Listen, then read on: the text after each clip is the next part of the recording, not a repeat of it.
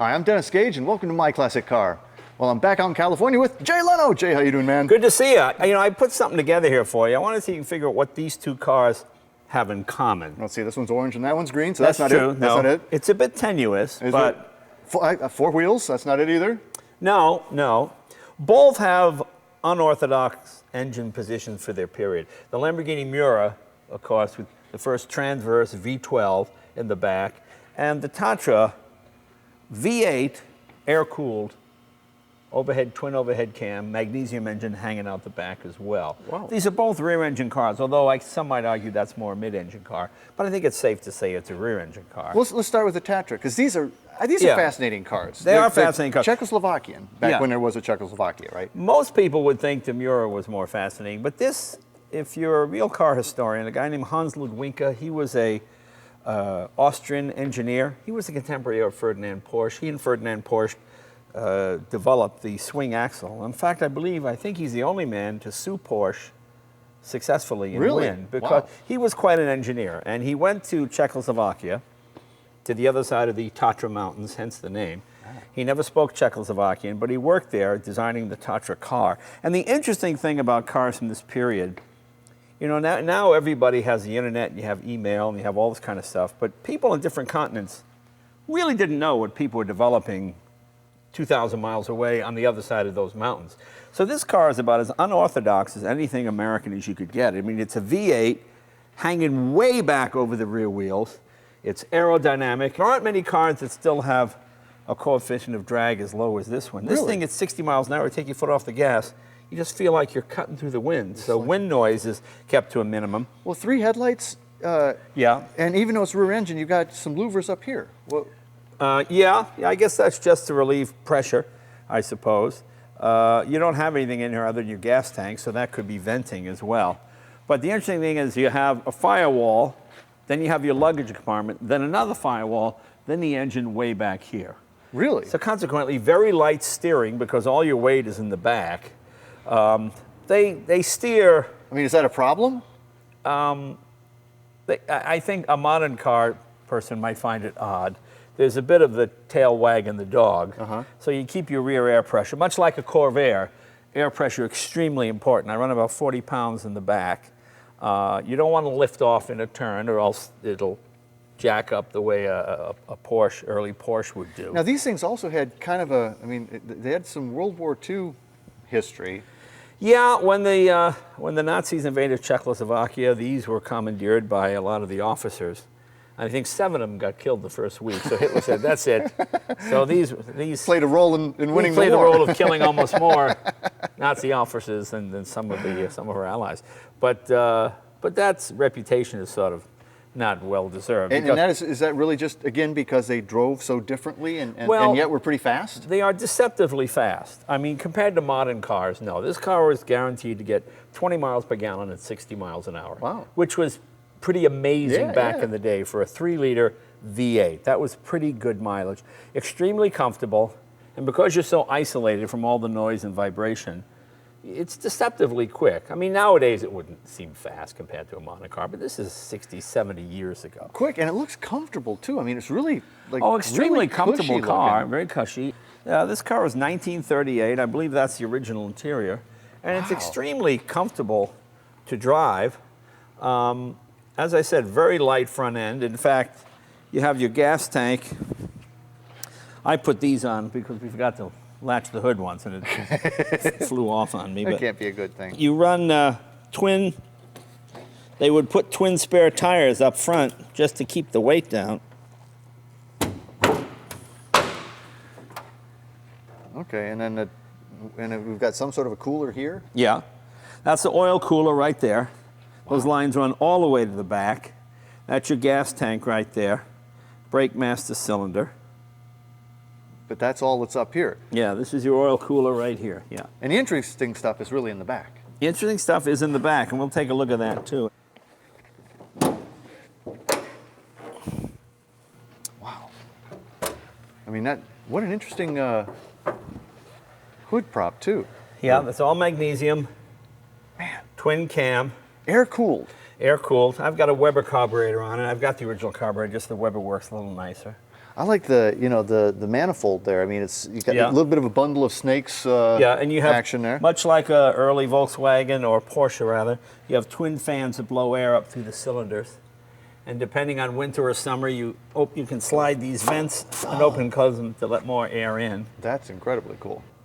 And it's a wonderful car to drive. And of course, being air-cooled, it can sit for months and months because there's no corrosion or water, you know. And your rear window looks actually out through. Yeah, the rear window, you look through there. That's not the best rear window. So you want to have... That's probably, rear visibility is bad. That's probably the other thing it shares with the Lamborghini. Yeah. That's the other thing. It's very good. I found it. Very good. That's the other thing it shares. But it's a 3-liter engine, so it's impressive. And this runs and drives, and we can take it out? We will take it out. Well, let's take this out, because I've always wanted to be in one of these.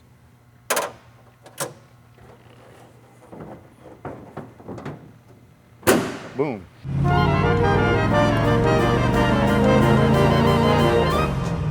Yeah, I love the instrumentation, and I love the texture of the dash. The way it turns the other way? Yeah. A lot of headroom, very comfortable car. Yeah, and if you need more headroom... You got a ton of headroom up there. Because being air-cooled, you don't have to worry about overheating or anything.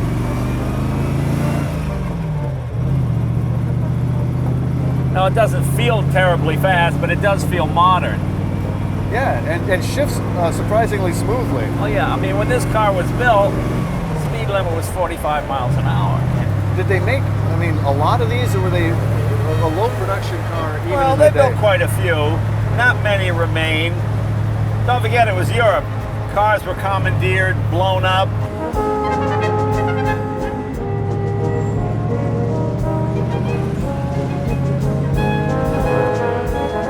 We'll pull over here and let Dennis drive.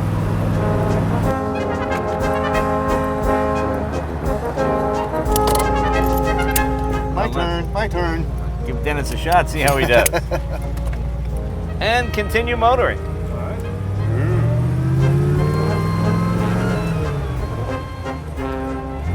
Very smooth. Yeah, it's smooth.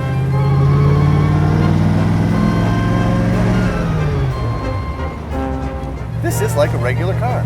Yeah. 1938. Yeah. Everybody thinks that Tucker was so revolutionary, but this was a V8 in the back. This is really everything that Tucker was, a headlight in the middle, the whole deal. But see, here in America, we didn't look at the Europeans, they didn't look at us, so we thought we invented it 10 years later when Tucker came out.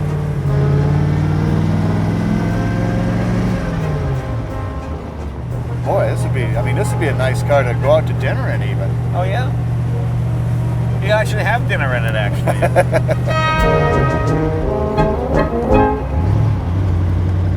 Okay, Tatra's very cool. Right. That is a nice running, nice riding car. Right. Here's our other one with the kind of innovative engine placement. Right, this has a transverse V12 right behind the driver. There are a lot of rear engine vehicles, but this is the one that really led the way. I didn't realize it was the first production mid-engine car. I mean, there were a couple other mid-engine cars. Ferrari had one, the Ford GT, but those weren't. This is the one that really captured the imagination of everybody. A lot of people call this the first supercar. I wouldn't go that far. I'd probably go with the 55 Goldwing as the first supercar. But for the sake of excitement and argument and all that, they kind of think it really started with these. So what year is this? This is a 1969. This is a Miura S. So was this a steel car, or was it? The doors are aluminum, there's steel in it. What really happened was Lamborghini made this fantastic chassis, and people just went crazy at the auto show. And then Marcello Gandini, he designed the body for this. In fact, he's been to the garage. In fact, if you look on the wall over here, come over here, you guys, I'll show you a little. Now there's Valentino Balboni. He's the famous test driver for Lamborghini. He tested almost all Lamborghinis from the first one, but until recently when he retired. There's Marcello Gandini. He's been here at the garage. He designed the car. That's Walter de Silva. He designed the new modern Miura, which never went into production. Let's take a look under the hood, and you'll look at the packaging. You'll see why you could never build a car like this today, because there is no crash protection.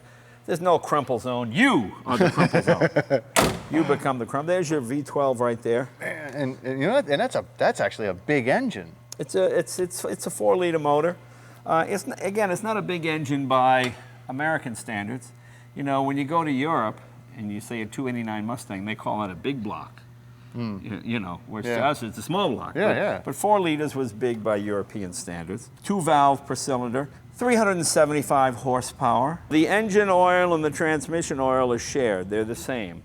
So consequently, your oil gets chewed up fairly quickly. So you want to change your oil fairly regularly.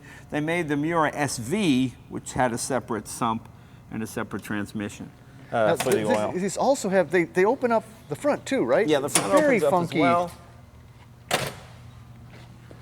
And your battery and everything else is under here. Yeah, and when fully opened up, this car just looks totally bizarre. Yeah, you know, it's why I consider the 60s the last pure design era. Because after 1966, and certainly after 71 or 72, you had safety bumpers, you had to have headlight height requirements. This is when you could build whatever you wanted. Whatever looked really, really right. good. This car has absolutely no crash protection. There's no bumpers. There's no nothing. But it's just pure design. Yeah. And that's why I think many people consider it one of the most beautiful cars of all time, because its only purpose is to look stunning. It's not safe. It's not whatever. But it does that really well. It looks stunning really well. You know, at over 130 or over 135 miles an hour, the front end lifts a little bit because it's not particularly aerodynamic. You can almost feel the wheel get light on you. So, you know, a few of those things. But this is the old school way of building cars. It's just the way they did it. And this car was about $22,000 in 1969, which was equal to a Rolls Royce, or maybe a little bit more in some cases. So it was a pricey machine. Yeah, they were expensive. And they're expensive to maintain and work on too. Yeah, don't forget a Corvette was about $4,000, $4,500. Oh, so this was was five times the price. 5 Corvettes. Yeah, exactly. But well worth it. Lamborghini built high-performance road cars. They never entered racing officially, and that was always his thing, to build a sophisticated road car. And don't forget, when Ferrari was still twin-cam, 2-valve, this is a four-cammer. And, you know, everything is handmade, nicely done. Yeah, they're really wonderful cars. Just wonderful handmade Italian cars. And great handling, great. And again, wonderful handmade Italian electrics. That's pretty stock. That's the way it came. If you did that in a modern car, I mean, my God, you wouldn't get out the door. But that's just the way they did it, because who cares about the light? Who cares about the brake light? You go so fast. Just to go so fast, right? Yeah, exactly. And that was the idea behind it. Knock off wheels, which are illegal now, you know, all this stuff. And, you know, in a very, again, just a really Italian-looking interior. I mean, very Italian-looking interior, you know. A 4-speed, 5-speed? 5-speed transmission. Yeah, 5-speed, yeah. Just, you know, I like the grab bar there on the other side. Is yeah, that you know, just all these little touches. Get in, sit down, shut up, hold on type. Yeah, let's take it for a ride. I like your thinking. Let's do it.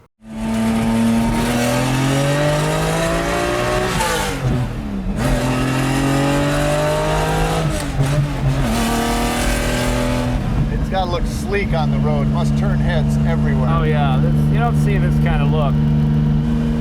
And you really, I mean, you're right. I mean, with the regulations now, you really couldn't do this car now. You can't even build the Ford GT anymore. I just see there's a lot of theatrics involved with these. I think it's a much prettier car than the Countach. Yeah, that's such an angular car. Yeah. This has got some flowing I always lines. tell people, you want to pick up girls, take the Miura. Trying to pick up 12-year-old boys, take the Countach. You know, because they're the ones that go crazy. Hey, to each their own, you know. Not me. Maybe your own, Dennis. Not me. Thank you.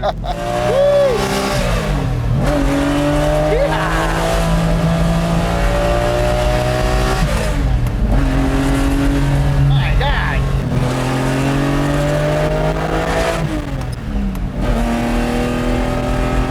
See how tiny this thing is.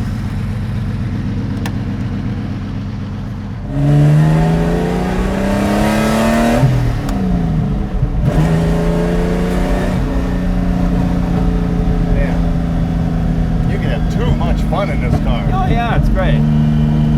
And you use this as a daily driver for a while? Well, I did for a long time. Wow. I mean, I use it to go to work and stuff now. I mean, it's not a show car, as you can see. It's soda cans under the seat and all that, you know. McDonald's wrappers. Yeah, it's true.